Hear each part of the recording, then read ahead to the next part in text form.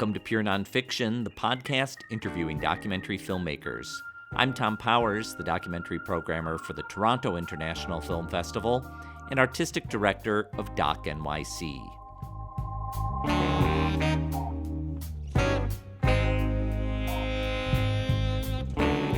On this episode, I interview Syrian filmmaker Talal Derki. He first came to international attention with his film Return to Homs, that won the Grand Jury Prize for World Documentary at the Sundance Film Festival in 2014.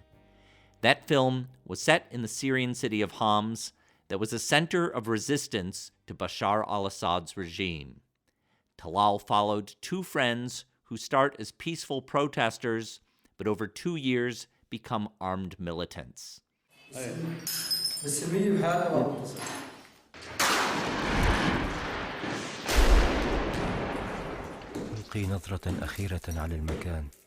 Hollywood Reporter's critic Neil Young wrote that Return to Homs, quote, should endure as a viscerally direct, consistently informative account of how participants experience the hazards, tedium, and lethal thrills of urban combat, and as a portrait of young men radicalized and energized by their circumstances, end quote. After completing Return to Homs, Talal and his wife became exiles in Berlin, but he made the risky choice of returning to Syria to make his new film of Fathers and Sons that's now Oscar-nominated for Best Documentary Feature. Talal wanted to understand the rise of Islamic jihadism inside Syria. He gained access to a man named Abu Osama, a leader of an al-Qaeda branch who was raising his sons to be jihadists. For 2.5 years, Talal traveled back and forth from Berlin to northern Syria to film with Abu Osama's family. The film focuses on two of his sons, Osama and Ayman, who are 13 and 12 years old when we first meet them. We watch them get deeper into jihadist training. Talal presented himself to Abu Osama as a war photographer sympathetic to the jihadist cause. Although Talal isn't religious, over the years of making this film, he acted the role of an Islamist. I played this is honestly I had to be nominated for best actors, not for best documentary, actually. 2.5 years playing a role with no single mistake. A single mistake will cost me my life. I reached Talal by Skype in Los Angeles on the morning he was headed to the Oscar nominees' luncheon. I started by asking him to go back to 2011, when Syria's protests were just beginning in the wake of hopeful movements in Tunisia and Egypt. After the Arab Spring and what happened in Egypt and Tunisia and Libya, and we thought that we are not alone. Everyone have 100% believing that the regime will toppling and we will liberated from this government, and we will start a new beginning which will bring everything good to our people. In Return to Homs, we watch your friends turn from peaceful protesters into armed militants, and I wonder what your own experience was in feeling what your role was in that conflict. I mean, I tried to capture the story of the city through those two figures, and this is was called the capital of the revolution, and it's one of the it's the first city who start the act against the government, the whole city, not the whole, let's say the Sunni part, because the city is divided between Sunni and Alawi. Alawi is the sect of the regime, of the Assad family. But did you have a feeling yourself that your role was as a journalist? Yeah, it was what it's need. The movement, the moment it's need a journalist, because it's a matter of time. It's a matter of update day by day. And we were a group of more than 20 cameramans around the world. I was organized this group, and this is from a little group who survived not be discovered by the Secret Service. So because we were anonymous and we were work very carefully, we were shooting. I teach most of them how to use the camera, small HD camera, and how to create what every reportage need inside it. Bless the story, bless the important topic, or someone describe the size of the cut and the quality of the material. I teach them everything they need, and me and Hibad, like my wife, was working, and one editor also. Three of us, we was working from the middle of Damascus, prepare those reportages, and we send it to Lebanon by SIM cards, like every week twice. So we was sending the footage full quality to Thomson Reuters, to CNN, to the other channels in Lebanon, in Beirut. This is what is needed, because the government, the regime, didn't allow to any channels or broadcast or any media to cover what's going on the ground. So you were using this footage both as kind of weekly news reports, and then created this larger documentary out of Being the similar material. massacres, the uprising of the Free Syrian Army, demonstrating secret hospitals, everything happened. Every beautiful story or something like new, we was doing a reportage out of it. And this is how I met Bassett, and I was doing a reportage, and I understand that this is not fit in reportage. This is can be a film. That guy is promising, and he gonna do a lot of action and his connection to the ground. So through his story, I can discover more the city and the movement and the history of the country. So that film, Return to Homs, is now 5 years old. Can you update us on what happened to the characters, Basset and Osama? Osama get arrested in August 2012, and he had his heart when they arrest him. He was in Lebanon coming back to Syria. He had his hard disk and other like satellite phone SIM cards. So they arrested him in the border, and after a while they killed him under torture in the prison. This is Usama. Basit, like he managed to get out from the siege after he lost all his group in the siege. So everybody returned with him, get killed there, except of him and other two. So when the United Nations managed to find a deal between the rebels and the army, so they moved to the north of Homs, and from the north of Homs, he had a problem with Al Nusra, because they said they believe that he's sympathizer with the ISIS, and he support them. So there was a lot of like a lot of question mark about what happened to him after his group get killed, because people said he get mad, he get crazy, he become jihadist, and this is the way that he can recover himself as a human. So this movement, this changing of his mind, what's happened to him, it's also make me think more about jihad, and how they brainwash society, and how what's happened, how the appearance of ISIS and Al Nusra, and people start to get more motivated with them. So they left, returned to Homs, left a lot of question mark for me in order to make of fathers and sons. And he now in the north, Basit Sarut, he's in the north of Syria, in Idlib, in the same place. I don't know what he's doing exactly. Like if he has, if he's still a fighter, or he just demonstrate, or he have a normal life. But he's in the north of Syria, in that location where I filmed of Fathers and Sons. So I want to get to that in a second, but first let me ask you. After Return to Homs, you left Syria, went into exile in Berlin. Can you talk about that move for you?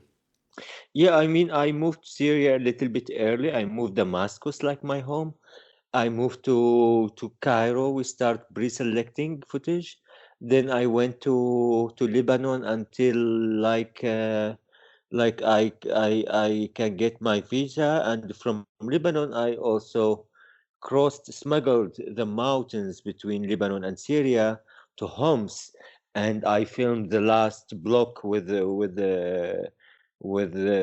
Bassett and his friends before he returned to the siege of the city.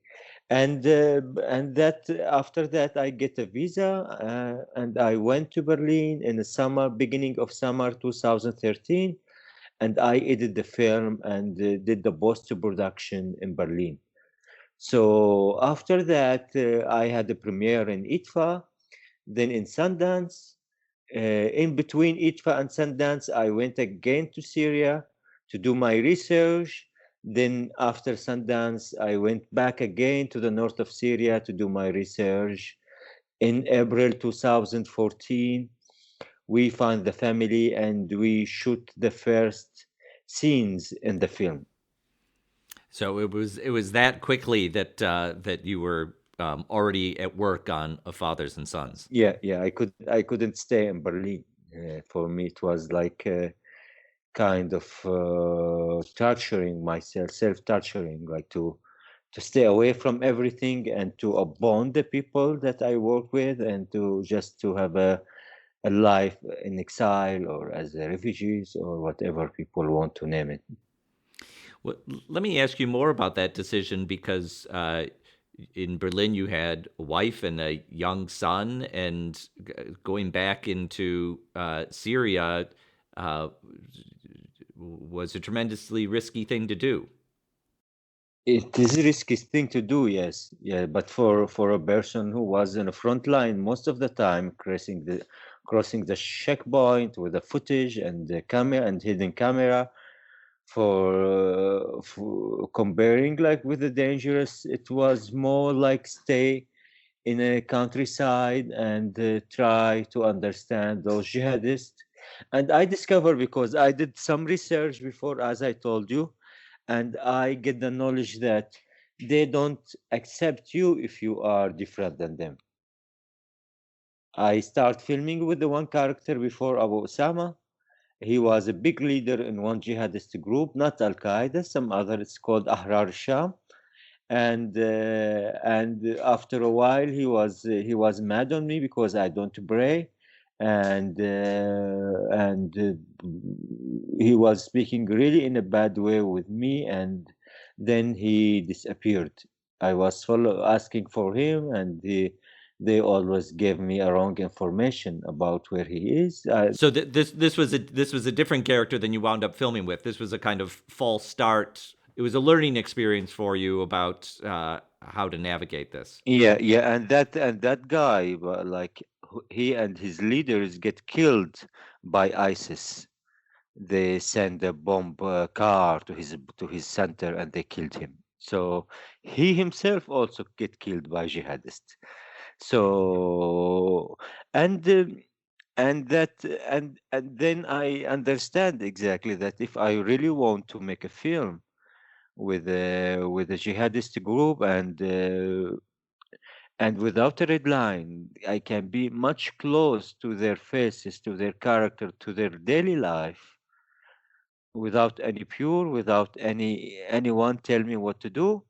I have I have to be one from this society, mentally at least. So, can you describe to me how you met Abu Osama, the main character in Of Fathers and Sons, and how you presented yourself to him? In Fathers and Sons, I met we one of my cameraman found the kids in one Sharia camp. It was Osama and his cousin Abdullah and his cousin Muhammad, and Ayman wasn't in that group in that camp. So he sent me a footage. I was in Germany, and he sent me the footage, and for me it was really promising. Like the kids was the way the training, their background, there was really belong to a radical family, and the camp was belong to Al Qaeda, Al Nusra Front, like Al Qaeda, and there were several people from different nationalities in that camp. And I thought that we should do this, since one person also I know from my previous film, Return to Homs, become a big leadership in Al Qaeda. So I use this guy to contact the father, because also they know each other before. It's from the prison time. So because both of them, they were in the Assad prison. Abu Osama was in a prison until the beginning, after 6 months of the revolution, the beginning of the revolution.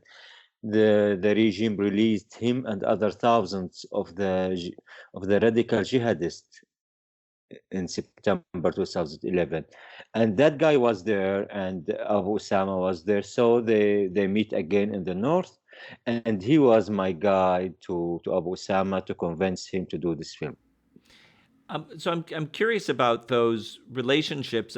I mean, it sounds like after Return to Homs, you had a number of former colleagues who got deeper into the jihadist movement, and um, and I'm interested in It's your. actually a colleague. They are the topic. Like they are people who I used to film with.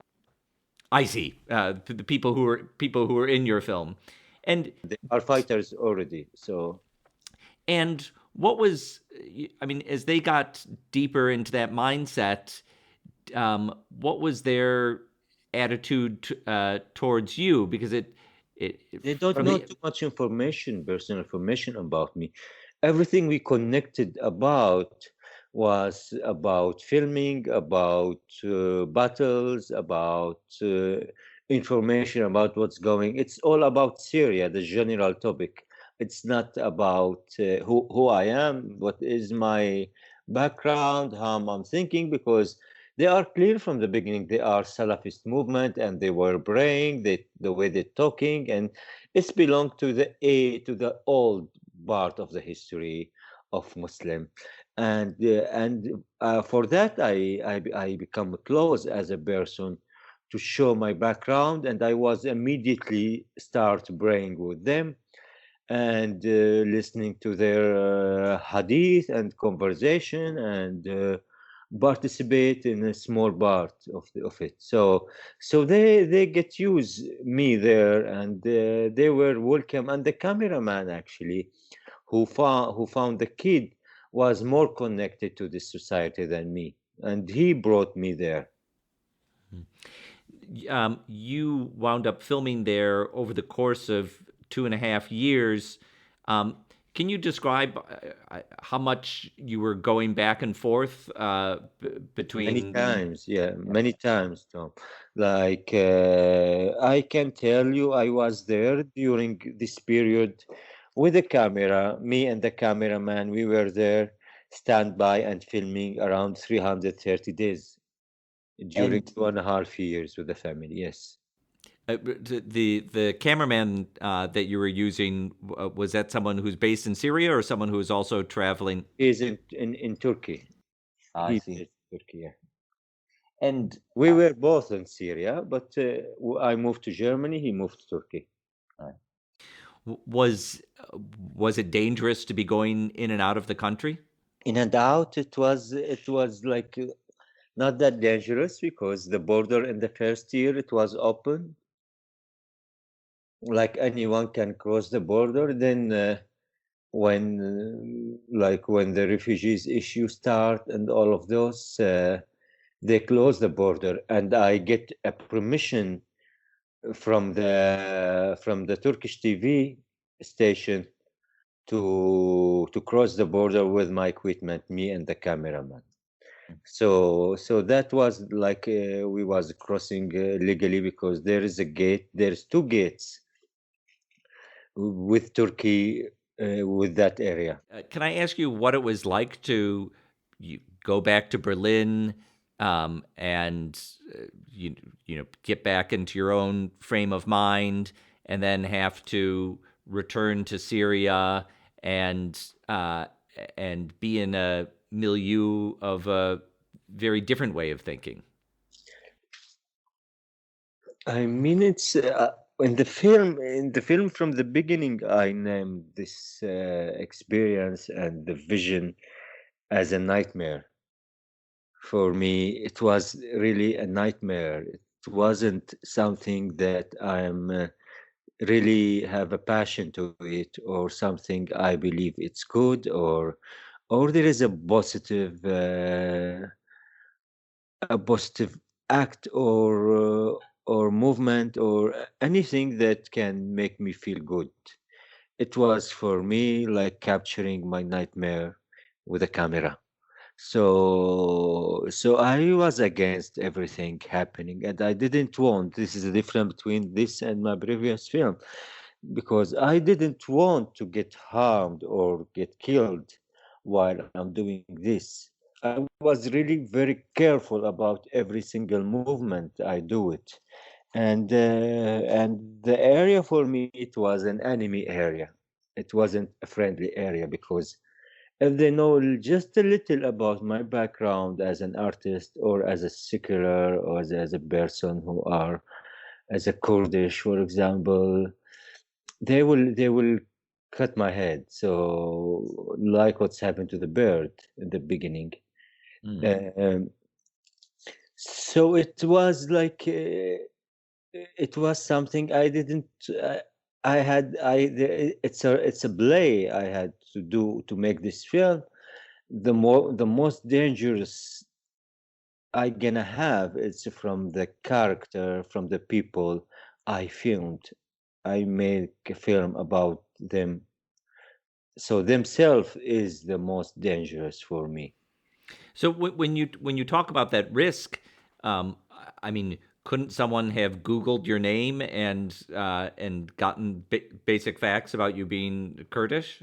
If you know nothing, like as a Kurdish, nothing was declared. Like when I did return to Homs, I didn't want to declare this background, so everything was online about return to Homs, awards. And when I get to festivals, I tried many times to not be in photos with the drink while I'm drinking alcohol, or being with the girls, or being in a party. So that was everything was clear. There was that I had some old photos in Facebook. I delete them, and also another like some social media stuff things. Then I made some radio interviews. I spoke very positive about jihadist people in north of Syria, and I made also a video interview with the opposition channel, and also I spoke positive about them, that they have the right to take the authority. And that interview made my friend and my people mad on me. They thought that I get crazy. So so like in Abu Usama and his friend, they listened to this interview and they like it a lot. And so I tried like So you were really deliberately creating an online profile for yourself that would be passable uh, in this group. exactly a profile. It's not look very worst, like I didn't publish anything connected to a religion. But in the same time, I didn't publish the opposite. I take care, like where I never put a like for a photo for a girl or something, or whatever is it, like people I know. So I was taking care of this, like I was frozen everything almost. And being there, tell them that I didn't get my education right and I'm here for learning more. And I played like this is honestly like I had to be nominated for best actors, not for best documentary actually. 2.5 year playing a role with no single mistake. A single mistake will cost me my life.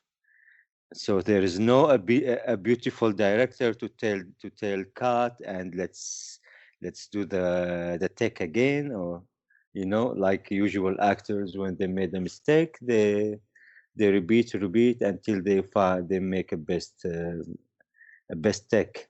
Yeah, so Right, right. that's true. So I was in position. I have to continue playing this role even when I go to Berlin.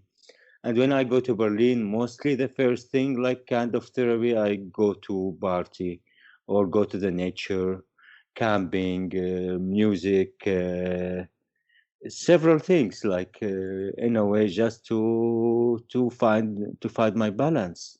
I want to ask you about your relationship with Abu Osama. Um, was it one where you felt disconnected from everything he said, or were there things about him that you came to like as a human being? I mean, I didn't disconnect it. I was connected to what he said, but I didn't have any single feeling that I agree with him. So I'm trying just to understand him as a human, that understand his motivation, so I can present part of it to the camera to bring his faith, because he have a big faith for what he believes, and this faith to his ideology, it's more strong than his love to his kids. So I really want to bring his like the best of him to the audience in a way they can understand really who are those people outside of the cliche and standard way of looking to a jihad. So to bring a society from inside in education in the closing room, not in a front line and in a fight. So that for me was a target, to bring it really in a way you see the film and you understand what happened to Osama, because it's about the brainwash of his little brain, how it's happened. His lovely father, the father that the icony for him, the ideal father who want him to be the junior Osama bin Laden, and how he was connected to his father, how he saw his father as an hero. So all of this, it was about the story should be from Osama's point of view. So it took you 2.5 years of filming. When you began the project, did you imagine it was going to be that long a period? Um, I expect to be, but the problem that the time there, it's really very slow and very heavy. Like 1 week there, it's like a month outside. So I was really impatient many times, and comparing with the previous film where everything happened quickly, all the city is running quickly to the catastrophe, and but here it was like nothing happened. I am somewhere in a countryside, in an area controlled by jihadists and by Salafist movement, and they do things very slowly. They are not in a hurry. They need this time because the time is the only way to convince people about jihad and to make them part from it. So and the kids still kids, they didn't grow up quickly, and things like really was breaking my nerves, and I was really many time totally psychologically destroyed, and especially when like a week or 10 days run and I didn't film anything because there are nothing happened, in fact, to film. So and so like the patient, I test my patient in the most difficult situation, and it's work. Actually, when I look at the film now, and you look, there is a Stockholm almost complete story in the end of the day, and all this like achievement of award and interesting, and the reaction of the audience all around the world, it's telling me that I success. Like, yeah, I managed to bring the soul of the Salafist society out of it. So yeah, I was all the time, every time I was returning to Germany, I was telling the group that this is the last time. I cannot go anymore, and I don't have a power at all. I'm super exhausted. I'm dead man walking, so I couldn't do this anymore. And let's look at the footage and think how to make film out of it. So after that, like after 2 weeks exactly, I returned to myself, and I said I should go back and continue the story. I want to, because I don't accept as a filmmaker. I was always the problem of myself. So I always said, I look to the what we get, and I said no, I want more. And each time you were going back, you were recruiting your cameraman who's living in Turkey to go back with you. Yes, Uh, yes. did he have the same struggles that you went through? He was fine, like to do this kind of film. He didn't like that there are nothing happened. Actually, he didn't like the choice of what we film. He needs something more in the front line, and that was for me like a problem. So many times he was just leaving me in the village, and he go with the other group of fighter where there is in the front line, where there is a war between Assad and the rebels, and he do filming there because he like to be in the front line. He don't like to be in a village with this family. So yeah, so I had to. It wasn't dangerous enough for him. It wasn't dangerous enough for him, and I was all the time to calm him, to tell him that those footage you film, nobody need it except of you, for yourself. No one, we don't have any place to use them. You risk your life, you have 5 kids, etc., all of this thing. And yeah, so we tried to focus about this family, and but like when Abu Osama is going out also, he brought some dangerous, like, because he's mostly in the front lines doing stuff. But the direction of this film was really away from violence. I didn't want to brought the war in the classic way that people get use it. So when I went with him, when we went with Abu Sama to the front line, when he looked to the mines and to the exclusive stuff and do some work, I tried to bring the location as a as a play, as a theater, like you know Lars von Trier, how like the back, the Dogville, for example. You remember this film? Sure. Yes. So it's like a bless, and nowhere people are really like they are playing a theater, and they are doing a play, and nobody run, nobody push, there is no action, there is no violence, direct violence in front of camera. everything happened very slow, so you can hear the breath, you can hear their voice coming from somewhere very deep. I didn't want to charge the Syrian civil war in this film, so they are nothing connected about what's happening on the ground and where we are. It's just a person speaking from inside, even when he's in the front line behind his sniper. For an outsider, it can be very hard to understand the different factions. And I want to ask you, for Abu Osama and his colleagues that we see in the film, what is their relationship to ISIS?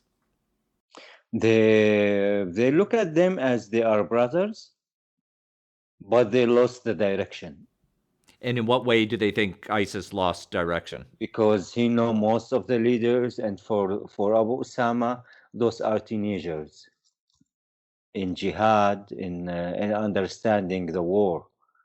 They are beginners, and they're gonna destroy the whole concept of jihad. So does he see them as being too excessive in ways, or? He don't like them, and this also was a problem with his society because his village are sympathizer with ISIS, not with al-Nusra. For them, al-Nusra is like tender, like they are people who are really only take care about gold. They are not fast enough. So and people had because ISIS build a huge land, a huge power, and they own huge lands, and for them, for a lot of people, they were in love with ISIS secretly because it was forbidden in that area. Both of them, like ISIS and Al Qaeda, they both share the idea of caliphate, but at the end of the day, it should be one caliphate, not two caliphates. So so everyone look at they are in competitive with each other, so they are same group, actually same people, they're just divided at some point. Hmm. Since the film came out, have you gotten any reactions from Abu Osama or other people in his community? I get reaction from his brothers, like at some point they send me like some tweet about that I am barred from conspiracy against their nation, and I am a slave to the Western, and that they're gonna meet me soon, and I have to wait them. So, uh, so like this single like this cliche kind of threaten. I mean, do you feel like those threats are worth taking seriously? There are some people I'm really afraid of them, like the man who get me an access to the family. He's a strong man, and he's a really bad guy, and I think he's looking all the time to a way to to find me or to take to harm me, so do something too bad to me. So I believe that guy is I don't know, maybe he's in Turkey already, but I don't want to do any action against him, like I don't know why, but just this that person who usually come to my nightmares, actually, more than others. And also like some of the brothers, but they are not that power as that guy. Did you see like City of Ghost, the film? Yes, yes. So a lot of people from that group, they get killed in Turkey by the hand of ISIS. So I should be careful in which country I have to travel. Actually, there are many countries in my blacklist. I should not go there, whatever is happening. So are your days of going back to Syria ended for a long time? Only if I want to, the moment I want to do suicide in a bad way, I go to Syria. In an ugly Um, way, ugly death. If it's happened once that I want to have an ugly death, then I go there. um, so today I'm talking to you. I think you're on your way to the Oscars nominee brunch, and there must be a feeling of disconnect between the experiences you've had making this film and being in Los Angeles amongst No, it's Hollywood fine. It's fine. stars. I mean, this is the life I like to do actually. You prefer this to hanging out with jihadists. Yeah. What do you think? No, but this is the cinema. I studied cinema in Greece. I mean, I since I opened my eyes, I was watching American films. 90 minutes. It was the standard time for me since I was young to hear a story or to tell a story, and. And this is my future. This is the only thing I can. This is my professional, like to make a film. And the people, I'm gonna meet the people later who make films exactly like me. What happened, like the circumstances of making this style of film, it's what the destiny, what my background life brought me to, what's happened to my country. I never thought, never in my life, that I will do a documentaries and I will do it about my country, which destroyed in front, gonna be died in front of my camera. So this is from the surprise, and this is the surprise of making those films is not to be in a for me to be in the Oscar or to be in a Cannes or Sundance. This is a dream. This is not surprise. So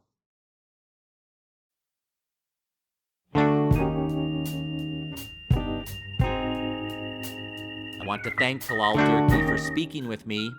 His two films, Return to Homs and Of Fathers and Sons, are both available on iTunes and other digital platforms.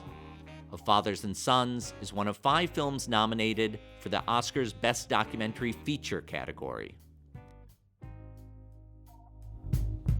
Thanks to our team, series producer Hannah Nordenswan, and web designer Cross Strategy.